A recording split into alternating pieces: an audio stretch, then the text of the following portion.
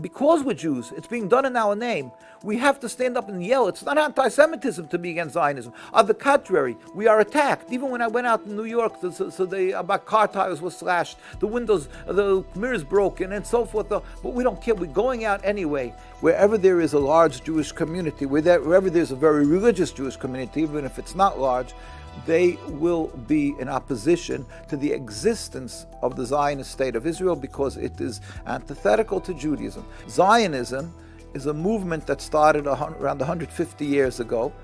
That's just really recently, relatively recently.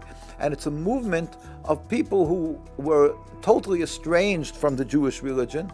They were nationalists. They weren't practicing the religion as a whole.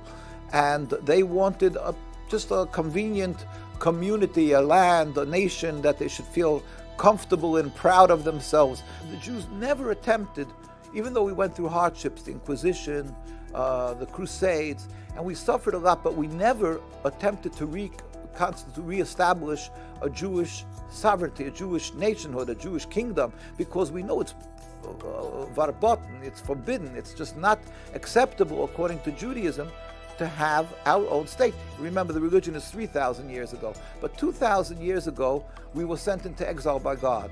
We have to be loyal citizens in every country we reside. And we're not to attempt to leave exile because it's a godly declared exile.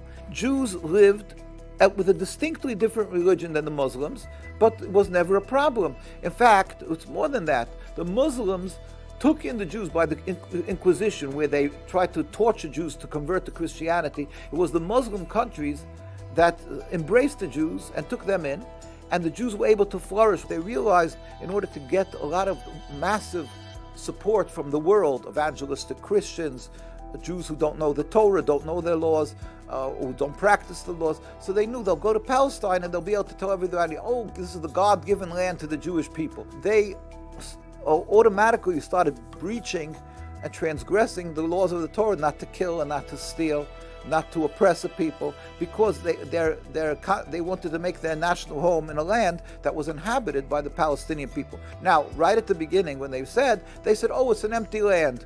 And if anybody stood up against them, they said, because you hate the Jews and you're an anti-Semite. They treat us like the worst terrorists in the world. When a boy or girl turns 17, they become a criminal, even if they're not demonstrating, because we refuse to serve in the IDF.